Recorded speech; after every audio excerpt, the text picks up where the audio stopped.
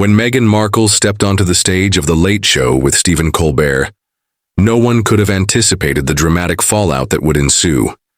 Dressed in a chic but modest ensemble, Meghan looked composed, smiling at the crowd and giving a polite wave. The audience responded warmly, applauding enthusiastically as Stephen welcomed her. The beginning of the interview was cordial, with Stephen asking about her recent work with various charities and her latest book project. Meghan spoke eloquently, emphasizing mental health, family values, and the importance of resilience. But as the conversation turned toward her time in the royal family, the mood subtly shifted. Stephen, known for his sharp wit, made a cheeky remark comparing Meghan's royal exit to a Hollywood drama. She smiled at first, but there was a clear moment of discomfort in her expression. "Well, Stephen, it wasn't exactly a movie," she replied carefully. But Stephen didn't back off. Instead, he leaned further into the satire. Stephen followed up with a joke that likened the royal family's internal affairs to an episode of a reality show, drawing awkward laughter from the audience.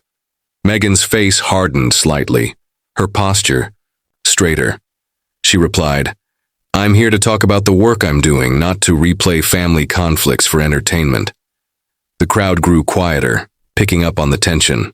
Stephen attempted to lighten the mood by pivoting, but not before, throwing in another jab about palace drama being more interesting than any Netflix special.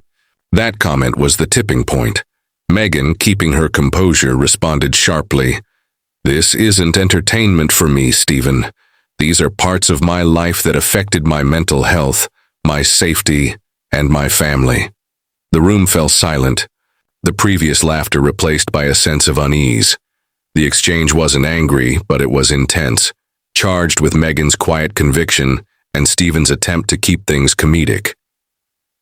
Stephen, perhaps realizing he'd crossed a line, tried to steer the conversation toward Meghan's philanthropy again. But Meghan didn't let the moment pass. "I agreed to come here because I thought we'd talk about the work that matters to me," she said. "Instead, I feel like I'm on trial for leaving a toxic environment." The audience murmured. Stephen looked surprised, even slightly defensive. "I wasn't trying to put you on trial," he said. "It's just that people are curious," Meghan interrupted. "Curiosity is fine, but it needs to be rooted in respect." She then added, "There's a difference between curiosity and interrogation." Colbert looked around, realizing the tension was escalating and that the segment was going off script. Producers backstage began signaling to cut or shift gears, but the moment had already captured the audience's full attention. Meghan remained poised, but her frustration was visible. She wasn't going to let the moment be brushed off as just another late-night quip. Stephen attempted to salvage the mood by complimenting Meghan's work in women's rights and her dedication to advocacy. Meghan nodded, but kept her stance firm. "I appreciate the acknowledgement, but it would have meant more if that had been the starting point rather than an afterthought." That response drew a small round of applause from the audience. It was clear she had struck a chord. Meghan continued, "People often want to focus on the headlines, the scandal, but behind those stories are human beings. Real pain, real change. I've chosen a different path and I'm proud of it." Colbert smiled uncomfortably and said, "Fair point. Maybe we got off on the wrong foot." Meghan offered a polite smile but didn't back down. "This isn't about feet, it's about framing." That line was met with silence and admiration from parts of the crowd. The air had grown noticeably still. Every word was now being weighed carefully. Things took an even more dramatic turn when Stephen asked one final question about the royal family's recent public appearance without referencing Meghan or Harry. "Any thoughts?" he asked. Meghan's eyes narrowed slightly. "No comment," she said, "because I think it's inappropriate to reduce complex family dynamics to sound bites." Stephen pushed again gently. "But don't you think the public deserves some clarity?" Meghan looked directly at him, pausing before replying. "What the public deserves is truth, but not at the expense of dignity or peace." That response brought a wave of applause. Yet, despite the claps, the tension was evident. The exchange had gone beyond the usual late-night banter. Meghan's words weren't just a defense, they were a challenge to how media treats public figures, especially women of color, with skepticism and undue judgment. Behind her calm voice was a clear message. She was no longer going to accept being a target of passive-aggressive humor disguised as curiosity. As producers scrambled to manage the segment, whispers from the crew could be heard near the stage. Meghan sat back, looked toward the crowd, and said, "Maybe this wasn't the right platform after all." Stephen, visibly flustered, replied, "We're just trying to have a conversation." She responded, "Conversations happen between equals. This has felt more like a cross-examination." That comment struck deeply, and the audience responded with murmurs of support.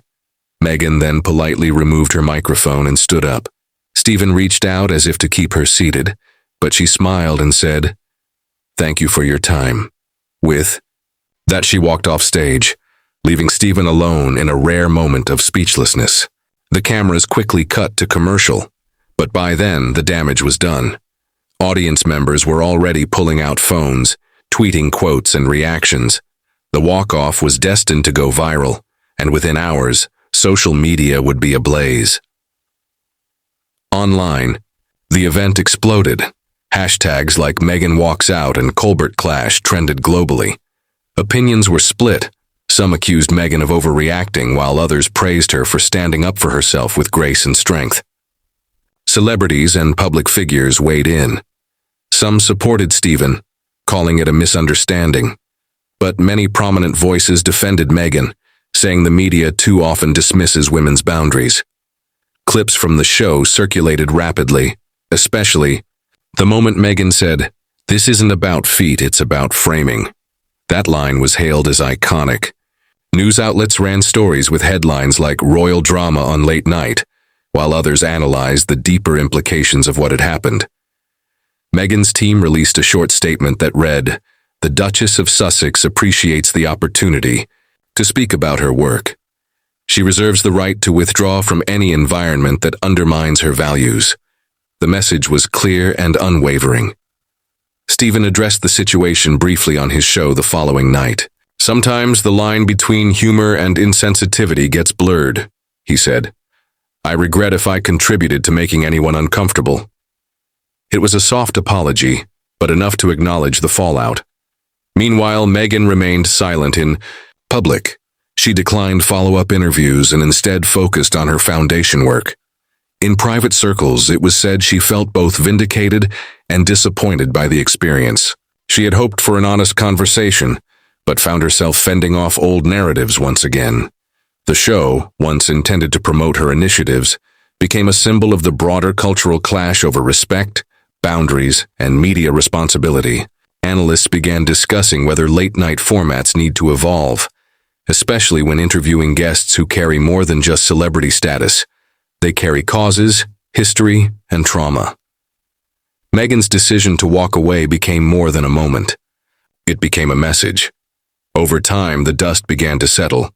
Meghan's advocates praised her for challenging the system gracefully. Critics slowly faded as newer headlines took over. But the memory of that night lingered in entertainment circles. Meghan's quote, "Conversations happen between equals," became a slogan on social media, echoing the larger fight for equity and respectful dialogue. Late-night shows started including content consultants in their planning to ensure more mindful interviews. Meghan's foundation saw a spike in donations and interest, with many citing her dignity on The Late Show as their reason for getting involved. Though the incident could have been a scandal, it turned into a defining chapter of empowerment. Meghan didn't need a throne or a spotlight to assert her voice. She needed only to speak truthfully and walk away when disrespected. And that quiet act echoed louder than any applause. In the months that followed, Meghan granted one interview to a journalist known for compassionate, non-confrontational reporting. She didn't mention Colbert by name, but when asked about media experiences, she simply said, "Sometimes you walk into a space believing it's safe, and you realize it's not. And the most powerful thing you can do is stand up and walk out." That quote resonated deeply with many. It was shared widely as a symbol of setting boundaries in public spaces. The clash on Colbert's show had, ironically, amplified Meghan's voice more than any scripted promotion could. Her stand wasn't loud, it was precise, pointed, and elegant. And in doing so, she reminded audiences everywhere that grace isn't about staying silent in uncomfortable rooms. It's about knowing when to leave them. What began as a fiery clash ended in a cultural moment, showing that true power lies not in enduring disrespect, but in having the strength to reject it.